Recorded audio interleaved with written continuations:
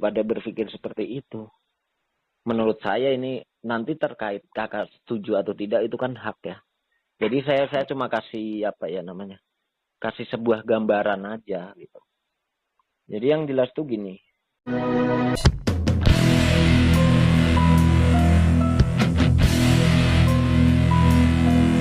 Halo, Halo, assalamualaikum. halo. Iya, halo Kak. Gimana Kak? Iya, gimana ya? Ini gini. Semua itu total terjerat berapa aplikasi? 15 kalau yang semi sama ilegal. Sebenarnya sih kalau zaman sekarang udah nggak ada yang semi ya. Bahasa semi itu diambil dari mana? Kalau menurut saya sekarang sih cuma adanya resmi dalam arti legal OJK Iya, sama OJK ada OJK-nya Kak. sama ilegal gitu aja. Kalau semi itu zaman dulu, sekarang udah nggak ada karena kalau sebenarnya yang disebut semi kan terdaftar OJK ya. Nah, kalau Iya. yang resmi kan berizin OJK. Nah, yang sekarang kan udah nggak ada yang terdaftar, semua adanya berizin dan tidak kan gitu aja. Iya Kak. Total Kalau berapa? yang ada OJK-nya 15, kalau yang ilegalnya 5, Oh, 5 yang itu 5 dalam satu aplikasi beranak ya? 4 dalam satu aplikasi beranak, satu di luar. Oh, terus gimana itu udah mulai telat semua atau gimana? Kalau yang pinjam Win telat Kak, udah 2 hari. Yang lain? Kami telat juga. Tapi pinjam Win ngechat nggak ada yang ngeri sih Kak, cuma biasa penagihan biasa. Kakak posisi mana sih? Di Hulu Sungai Selatan, Kalimantan Selatan Kak. Oh, Kalimantan Selatan. Malah relatif aman lah kalau dari jangkauan DC. Jadi gini nih, tadi kan kakak sempat bilang masalah ilegal mau dibayar aja karena nggak mau disebar data ya. Iya. Pertanyaan saya yang pertama, duitnya ada buat bayar? Itu dulu aja. Saya bukan ngeledek ya, tapi pertanyaan serius ini biasa saya emang bertanya begitu kok. Iya, diada-adain Kak kalau soalnya kan takut kalau sebar Nah, data. itu kan kalau kayak gitu kan berarti kan artinya itu butuh pertimbangan lain.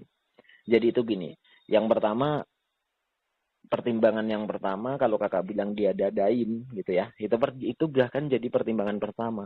Kenapa? Itu.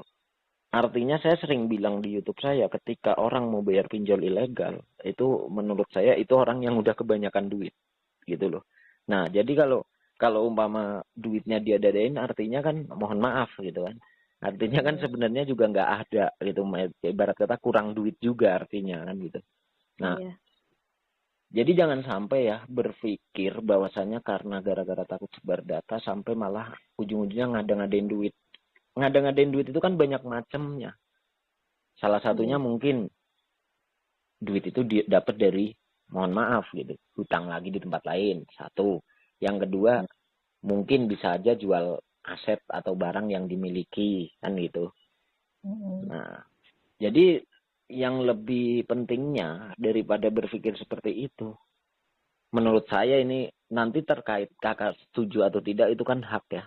Jadi saya cuma kasih apa ya namanya, kasih sebuah gambaran aja gitu.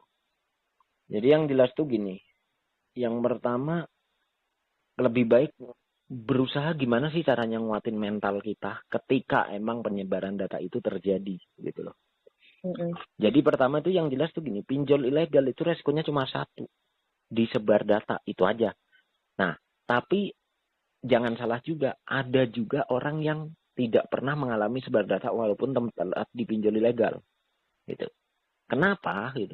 Karena ya balik lagi itu lebih ke keberuntungan atau tidak aja gitu ya. Tapi resiko terburuknya ya sebar data itu tadi gitu.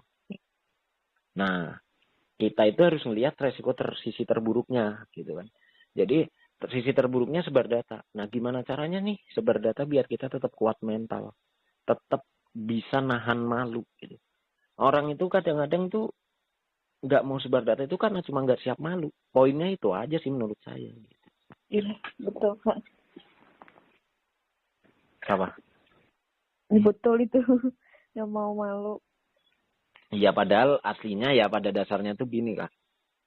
Kalau bicara malu atau bagaimana, kita harus malu ke siapa sih gitu. Kadang orang, ya mohon maaf nih saya jadi sedikit agak ceramah ya. Iya.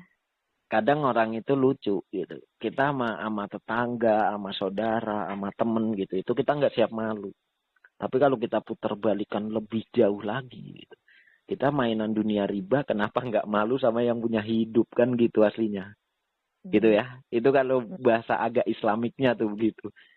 Nah, itu satu pencerahan yang pertama, gambaran dari saya itu. Gambaran yang kedua, apa yang bisa menjamin ketika kita sudah bayar pinjol ilegal tapi aman dari sebar data?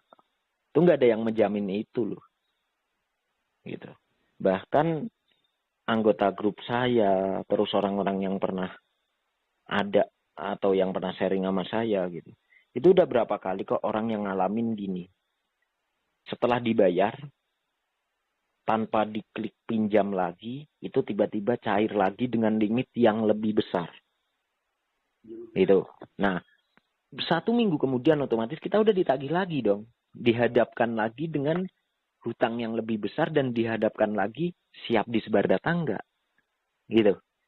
Itu ada juga, bukan kalau saya bilang ada berarti kan 1-2 orang, tapi itu enggak cuma ada, banyak yang ngalamin hal kayak gitu.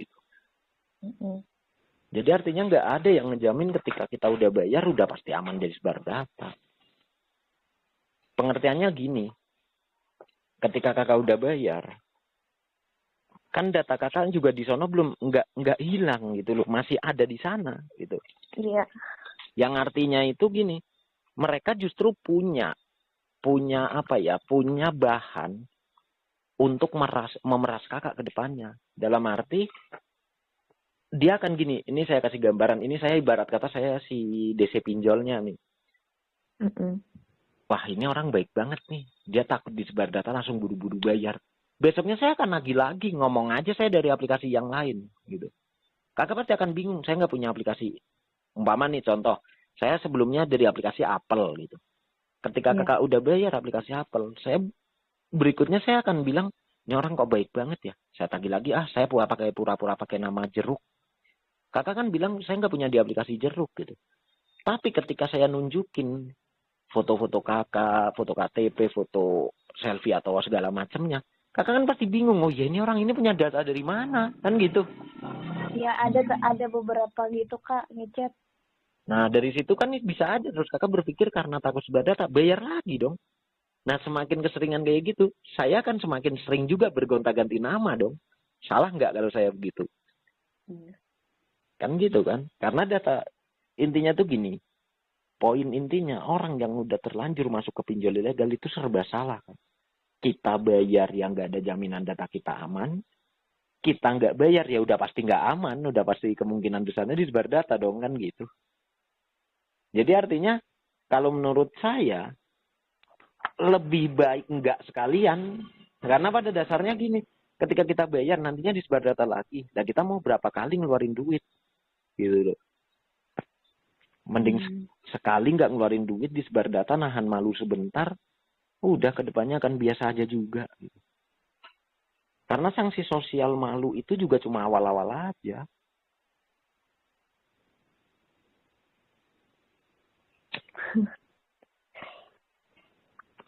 Dilemanya orang kena pinjol ilegal itu gitu.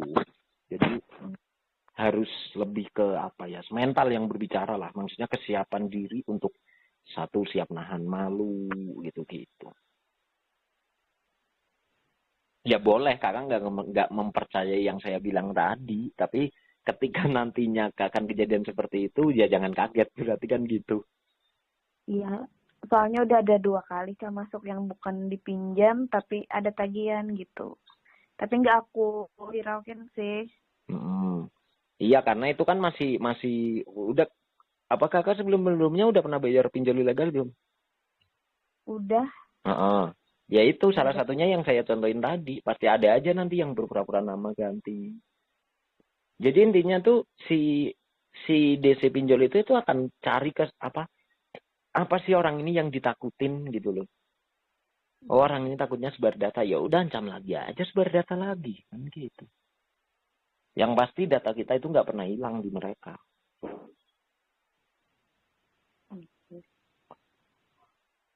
Udah berkeluarga? Udah kak. Ya itu tinggal diomongin mungkin sama suaminya gitu-gitu, diomongin gimana nih enaknya gitu. Soalnya serba salah, ya balik lagi itu. Kalau dari saya pribadi ataupun ke anggota-anggota grup saya, semua pasti saya bilangin ngapain sih bayar pinjol ilegal gitu. Karena serba salah gitu. Ntar habis bayar ya banyak, ada juga yang ngeyel ya. Saya nggak mau sebar data mas, saya mau bayar aja, ya silakan. Tapi saya udah kasih penjelasan seperti itu. Jadi ketika nanti ke depannya ada kejadian yang tadi saya omongin, ya nggak usah kaget. Nah. Kalau gini kan minta pendapat nih. Hmm. Tadi kan aku pinjam di ilegal lagi tuh satu aplikasi lewat handphone yang lain. Kontaknya itu pack semua gitu. Terus? Nggak jadi masalah kan kak? Pinjolnya beda? Iya beda. Ya itu nggak jadi masalah kalau itu. Ya, banyak juga yang ngalamin kayak gitu, maksudnya yang dalam tanda kutip gitu saya namain sebenarnya penjahat sih, tapi ya nggak apa-apa kalau penjahatnya kepinjol ilegal sih, bodo amat lah ya. Saya juga pernah ada di titik itu soalnya. Jadi aku gini, aku pinjam di aplikasi yang kontak pack semua kan, terus aku pin sama aplikasi ilegal yang udah disadap aplikasi yang benar, kontak yang real gitu. Oke. Rencananya sih gitu. Ya itu kan cuma jawabannya, artinya kan penyelesaian tentang duit dari mana yang buat bayar pinjol ilegal yang fake yang ori itu kan gitu. Ya. Tapi jawaban yang tadi kalau udah lunas ada kemungkinan disebar data lagi karena data kita nggak akan pernah terhapus, kan belum ketemu juga. Iya. Sama aja kan? Iya. Nah itu dia. Kecuali emang kebetulan aplikasi yang kakak pakai yang bener nih, yang ori nih, yang data ori. Itu emang DC-nya kebetulan ketemu yang baik semua. Dalam arti yang baik semua, habis dibayar dikit. Tapi masalahnya apa orang-orang yang kerja di pinjol ilegal yang baik itu mungkin 1% aja nggak ada. Hampir mayoritas ya tetap penjahat semua juga gitu loh. Karena penjahatnya mereka banyak variasi ya, salah satunya itu tadi udah lunas ditagih lagi karena mereka kan tetap biar belum lagi yang bayarnya ntar dibelokin. Kalau udah ditagih lagi pasti bayarnya dibelokin sih, nggak mungkin ke aplikasi itu kan udah lunas yang pertama kan gitu. Ya intinya balik lagi untuk jadi target pemerasan gitu aja. Tapi ya nggak masalah juga kalau kakak mau coba itu ya silahkan. Tapi balik lagi yang jelas ketika nantinya ada masalah kayak gitu lagi ya nggak usah kaget. Saya udah ngasih tahu kan gitu.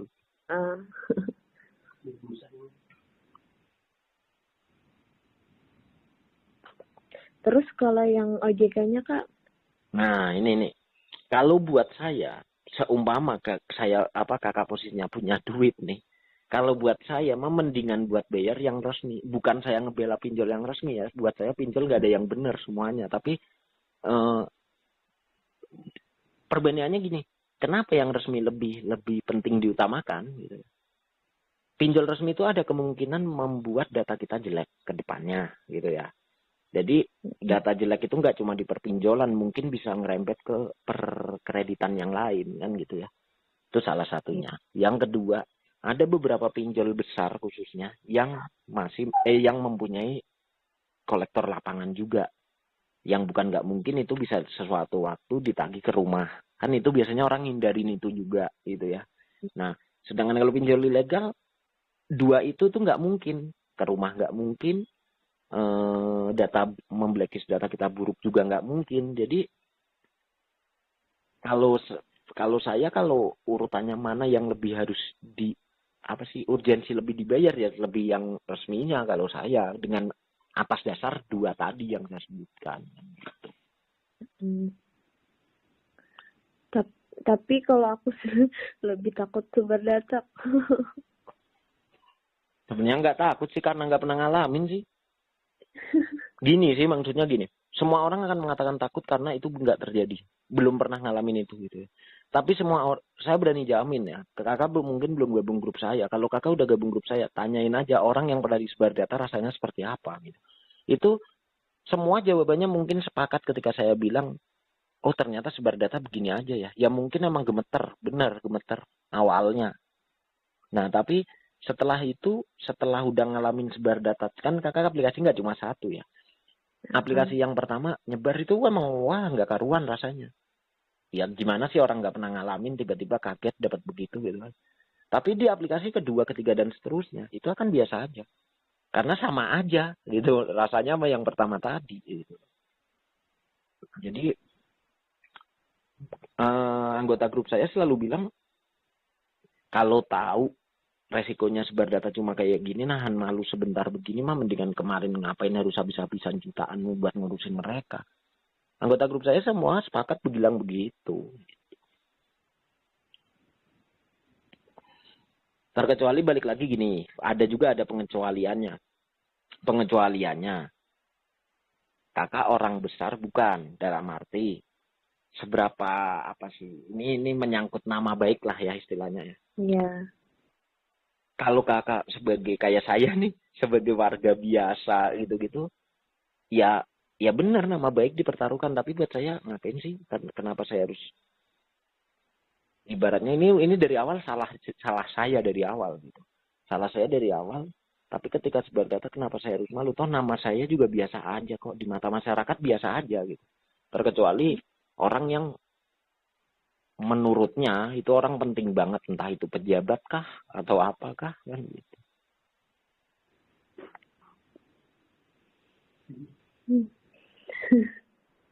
Ya dipikirkan aja mau gimana baiknya. Tapi kalau dari pendapat saya ya itu tadi. Yang jelas ngeri cuma jadi bahan pemerasan aja. Pasti nyesel di belakang kalau ujung-ujungnya jadi bahan pemerasan loh.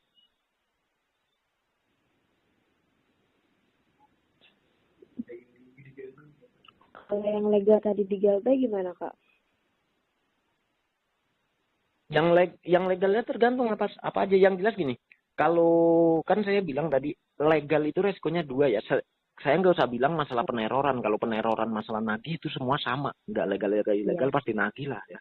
Nah, yang resikonya yang legal itu satu, mungkin data kita bisa buruk karena mereka punya akses untuk melaporkan data kita ke OJK biar data kita jadi di blacklist data hitam kan gitu ya.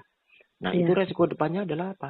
Ketika mungkin kakak mau pengajuan hutang dimanapun tempatnya, entah itu di bank, entah itu mungkin di leasing motor, mobil, itu bisa aja sewaktu-waktu tertolak karena terlihat kakak pernah gagal bayar di pinjol resmi gitu.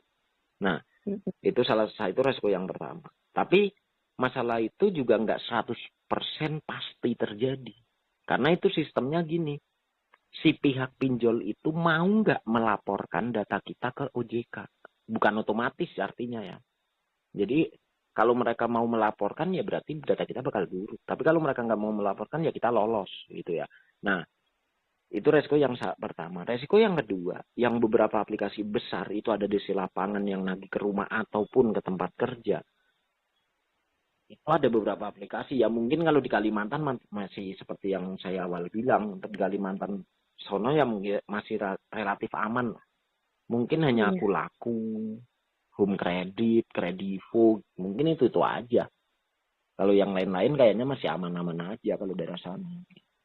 Kalau Shopee gimana, Kak? Shopee juga sepertinya sih masih aman, saya belum pernah dengar. Soalnya, tapi kalau di pusat kota ya kayak Jakarta gitu, itu udah sebagian ada walaupun nggak semua gitu. Yang jadi bahan pertimbangan adalah ke depannya. Kita nggak akan pernah tahu. Sekarang nggak ada, tapi nggak pernah tahu tahun depan udah mulai ada belum di daerah situ kan gitu. Umpama tahun depan belum ada, tahun depannya lagi mungkin nggak mereka tiba-tiba di situ ada gitu loh kan ibaratnya. Ya itu aja resiko legal. Biasanya datangnya itu kalau memang ada DC berapa bulan, Kak? Nah itu nggak bisa ditebak. Tapi paling sering itu secepat-cepatnya 2 bulan. Kalau memang ada DC wilayah sini ya kayak. Ya secepat-cepatnya itu 2 bulan. Kadang ya, jadi ada juga orang yang, enggak mas, saya 10 bulan atau saya 1 tahun nggak datang. Ya saya bilang ya syukur aja nggak datang. Tiba-tiba ntar di waktu setahun setengah gitu, tiba-tiba ngabarin, mas saya didatengin aplikasi ini, saya pikir udah nggak bakal datang. Nggak ada jaminan nggak bakal datang, walaupun setahun yang lain udah pernah didatangi ketika 2 bulan, kita setahun aman. Di tahun berikutnya nggak ada jaminan aman loh, namanya kita hutang belum lunas kok kan gitu. Iya.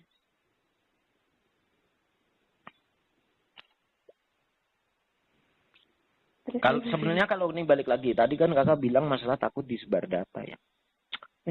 Pertama gini, saya kasih gambaran nih buat bahan pertimbangan.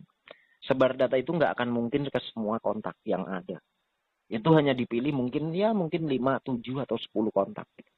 Tapi kemana 5, 7, 10 itu kontaknya siapa, itu kita yang nggak tahu, gitu ya. Jadi random aja gitu. Bisa aja mungkin ke orang tua, bisa aja mungkin ke teman biasa, mungkin bisa juga ke nomor yang nggak aktif juga, kan gitu. Nah, itu yang pertama. Yang kedua, sebenarnya kayak gitu itu balik lagi ke orang yang penerima sebar data. Karena sifat orang juga berbeda-beda. Ini contoh. Ada orang sebar data, ada orang kena pinjol nyebar data ke saya. Kalau saya orangnya cuek, saya akan, apaan sih? Udah saya diemin. Saya juga nggak bakal komplain ke yang punya, yang ada di tagihan itu. Ya saya juga biasa aja nggak nanggupin dirinya juga, gitu loh. Ada orang yang sifatnya begitu. Ada juga orang yang sebaliknya, yang malah kepo, malah tiba-tiba neror kita. Ini ada apa kok saya dibawa-bawa segala macam, marah-marah. Itu kan sebaliknya artinya sifatnya. Nah, kembali lagi kayak gitu sebenarnya tinggal kita bisa nggak untuk menyelesaikan itu. Dalam arti mencairkan suasananya lagi. Gitu. Contoh, kalau yang cuek nggak usah kita bahas karena mereka juga akan diem aja. Kita bahas yang protes. Gitu. Kenapa nomor saya dibawa-bawa? Kita tinggal jelasin aja itu penipuan kok. Saya dulu pernah daftar apa. Nah, saya nggak tahu kalau ternyata itu bisa akses kontak. Dan jangan ditanggepin aja, udah cuekin nanti daripada ikut ketipu. Clear. Ada yang clear kayak gitu loh. Maksudnya kita jelasin kayak gitu orang terus, oh. Kalau orang yang nggak pernah mengerti pinjol, dia kan langsung karena kan zaman sekarang penipuan kan banyak sekali ya, penipuan online. Jadi orang akan langsung nyambung gitu. Apalagi orang yang pernah terjun di pinjol, ngeliat begituan ya udah diketawain aja, nggak bakal dibahas kan gitu.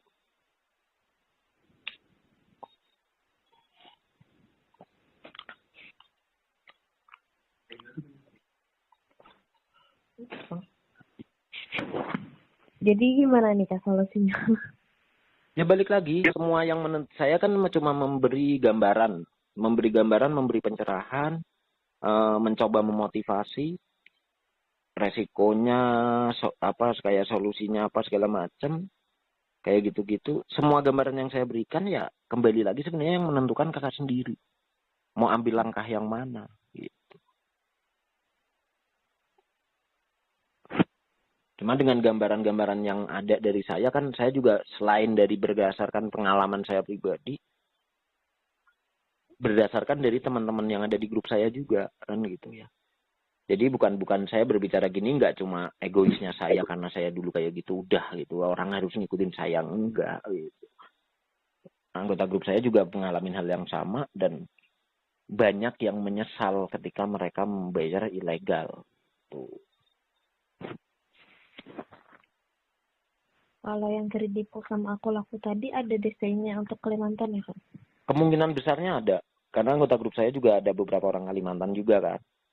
Apalagi modelnya, saya kan nggak paham ya ibu kota di sana. Modelnya apa sih nama-nama kayak Pontianak, Samarinda, Balikpapan segala macamnya itu kan. Makassar termasuk apa gitu. Itu yang biasanya ada. Tapi kalau yang terpencilnya ya rata-rata sih nggak ada juga gitu. Ibu kota provinsi ya, ibu kota provinsi itu yang biasanya ada. Kalau aku sih di kabupatennya Kak. Jauh dari ibu kota kecil. Ya mungkin sih kemungkinan besarnya aman sih sebenarnya. Cuma balik lagi masalah mental, siap malu tadi atau tidak sih. Makanya tadi kalau kakak fokus ya, ketika kakak saya kirimin yang bahan broadcast atau format broadcast, kalau kakak tadi bacanya sampai selesai fokus, itu sebenarnya kan isinya penjelasan. Ya. Sebenarnya cukup pakai kayak gitu udah cukup kok. Selebihnya ya tinggal kita bisa cuek atau enggak.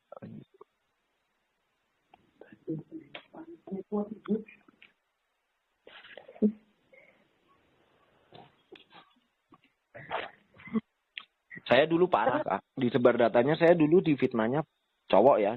Saya dulu fitnahnya parah. Yang pencabulan anak di bawah umur lah. Pengedar narkoba lah. Apa namanya dulu ya. Ya kalau maling perusahaan udah biasa lah gitu. Tapi kalau saya lebih banyak yang nggak enak-enak. Yang di fitnah kena HIV lah. Parah juga, saya lebih banyak lagi. Saya dulu 30 aplikasi lebih ilegalnya.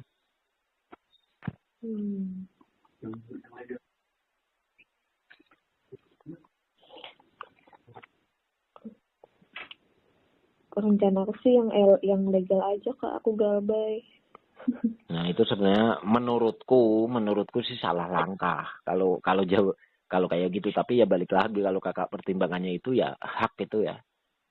Iya, nggak apa-apa, nggak apa karena day checking, nggak apa-apa sih. Kalau saya malah dulu semuanya legal nggak jalan, ilegal juga nggak jalan. Ya, yang kenalin kakak juga kan keluarga aku nih, pernah ikut kakak juga itu. Siapa? Ada di beberapa tahun yang lalu gitu. Mungkin saya masih ingat enggak sih, orang kontak saya juga 10.000 orang lebih. Iya. Tapi biasanya saya kalau Kalimantan, apalagi yang ikut paket-paket member gitu, biasanya sih saya ingat ke member-member saya itu, walaupun udah lama biasanya ingat. Yang rekomendasiin gitu. Soalnya kan aku pernah nih ikut joki-joki. Takut kalau kena tipu atau apa, malah nambah tuh masalahnya. Banyak juga sih yang ngeluh tentang ketipu joki. Tapi kalau buat saya sih joki itu bukan penyelesaian kok sebenarnya. Malah nambah. Ya malah nambahin. Ya intinya kalau pengen jadi penjahat pinjol ya masuk ke joki ya nggak ada salahnya sebenarnya. Asal pintar milih jokinya aja, karena joki ada yang bener ada yang nipu juga kan. Ini gitu, aku mending kayaknya ikut kakak aja gitu, udah terbukti. Gitu. Kalau saya sih lebih ke mendoktrin mentalnya aja. Kalau saya mau poinnya ke situ sih, kalau saya lebih ke membuka pola pikir. Kalau saya dalam arti ya mana yang harus dilakuin tadi, balik lagi ke masing-masing pribadi orang. Tapi gambaran-gambaran itu ya saya ceritakan dari pengalaman saya dan teman-teman kan gitu. Terus aku masuk grupnya pakai nomor ini ya, Kak? Bebas sih. Maksudku kan gini. Tadi kan kakak baru sebatas nomor telepon biasa dialihkan ya. Nah, kalau masalah WhatsApp kan terserah kakak sih. Maksudnya WhatsApp-nya mau di-handle saya juga atau tidak. Kan ada yang nggak mau juga, ada yang iya. Ketika emang iya, berarti artinya kan nomor WA yang buat pinjol, yang urusan sama pinjol itu saya yang pegang. Nah, kayak kakak sendiri pakai WA yang lain, WA baru. Biasanya yang masuk grup WA yang lain itu gitu. Karena kalau WA udah dipegang saya kan sementara kakak nggak bisa pakai. Iya. Soalnya yang nomor ini yang pakai WA baru, Pak. Itu khusus pinjol aja sih nomor yang satu tadi. Penagihannya cuma ke sini. Ya kalau enggak sistemnya gini, kalau kakak bingung menentukan nih, sistemnya testimoni aja, tunggu aja sampai itu dari 5 aplikasi itu telatnya bareng nggak? 2 aplikasi bareng. Nah testimoni aja, ditelatin dulu salah satu gitu. Nanti biar tahu aja sebar datanya kayak apa, itu satu gitu ya. Nah ketika nanti udah sebar data satu itu, kan buat testimoni mental juga kuat atau enggak. Nah, ketika nanti nyebar datanya ke siapa gitu ya, ke orang yang menerima sebar data itu, seberapa besar mereka bakal protes gitu ya. Nah, nanti umpama mereka protes, jelaskan pakai kata-kata yang saya tadi kirim gitu. Nah, kalau setelah itu mereka akan biasa aja nih, biasanya sih yang udah-udah ketika dikirimin kata-kata itu mereka akan mengerti gitu loh. Nah, tapi kalau kebetulan ketemu orang yang keras kepala dan mereka nggak mau mengerti, artinya kan kakak ke depannya, wah berarti bakal ketemu lagi hal kayak gini nih gitu. Nah, itu baru kakak mungkin baru berubah pikiran untuk membayar yang sisanya. Oh, satu lagi. Pinjol ilegal itu biasanya kalau udah sebar data mereka udah males nagih. Jadi artinya tuh gini. Saya itu dulu sering ngasih gambaran ke orang, ketika kita punya pinjol ilegal, mending kita berharap cepat-cepat sebar data aja. Lah kenapa begitu, Mas? Ketika pinjol ilegal udah sebar data, itu mereka udah males nagih, malah menghilang kok. Karena buat mereka sama-sama impas aja. Lu nggak bisa bayar ya lu gua permaluin udah. Titik gitu loh. Jadi ketika mereka mau mempermaluin kita, ya udah ditinggal biasanya. Ya cuma emang biasanya nggak sekali. Satu aplikasi biasanya 2 kali lah. Bingung aku. Ya diobrolin sama suaminya bagaimana. Karena di posisi kayak gini menurut saya sih orang terdekat itu poin paling penting untuk menguatkan kita juga sih. Gitu. Iya. Berarti aku minta masukin grup yang nomor ini aja, Kak. Oke, nanti bias dimasukin.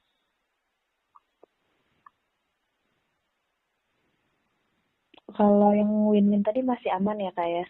Untuk Galbay.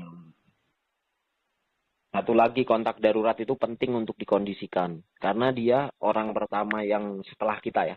Orang pertama yang mungkin akan sering mendapat penagihan-penagihan juga gitu loh.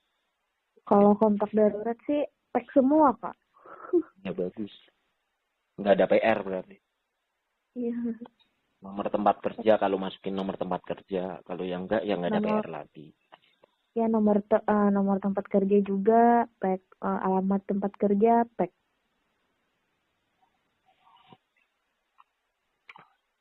Tapi keren loh, banyak data fake-nya masih banyak di ACC. Padahal yang kadang yang data asli belum tentu di ACC juga zaman sekarang. Iya. Pinjol sekarang tuh susah-susah banget loh. Saya itu kalau lagi pengen jadi penjahat pinjol itu kadang ada temen yang minta ajarin, ya saya ajarin dengan cara yang sesuai saya dulu make ya. Tapi rata-rata kalau sekarang udah ditolak, udah susah banget. Padahal data bener, maksudnya data bener, data asli. Dan kedua, orangnya juga belum pernah kenal pinjol. Tapi ketika ngajuin ditolak-tolak aja. Makanya saya bilang, zaman sekarang orang pinjol selain susah, kedua faktor keberuntungan aja. Iya. Tapi yang beberapa hari ini kan nggak bisa lagi tuh ngajuin.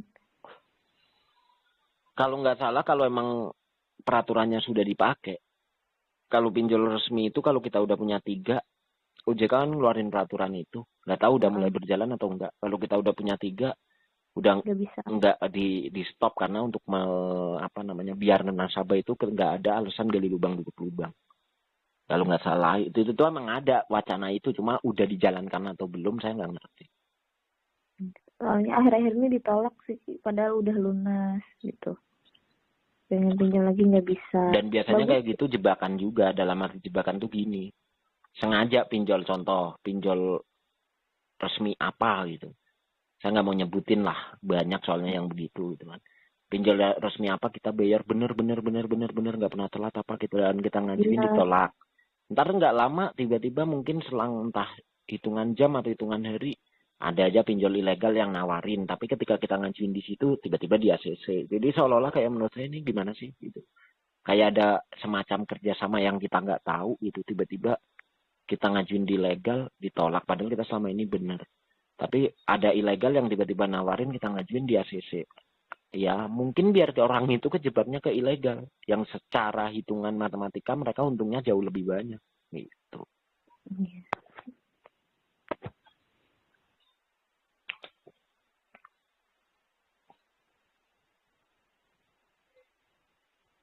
Ya coba diomongin dulu sama suami. Gimana baiknya. Ditentuin langkah sendiri. Tapi balik lagi langkah yang menentukan diri kita sendiri.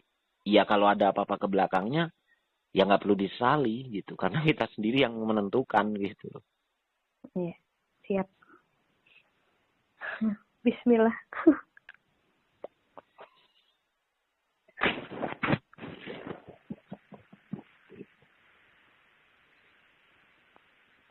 Ada pertanyaan lagi? Udah, itu untuk sementara itu aja sih Kak. Nanti sambil lihat-lihat di baca-baca grup gitu. Oke. Nanti kalau ada apa-apa berarti tinggal berkabar aja. Iya, siap. Berarti ini nanti WA-nya tetap saya handle? Ya, rencananya sih gitu. Ya udah. Biar akunya nggak lihat dan nggak tambah down. Ya. Ya itu coba aja di yang tadi saya arahin step by stepnya pergantian WA, itu aja dipelajari dulu kalau emang. Siap.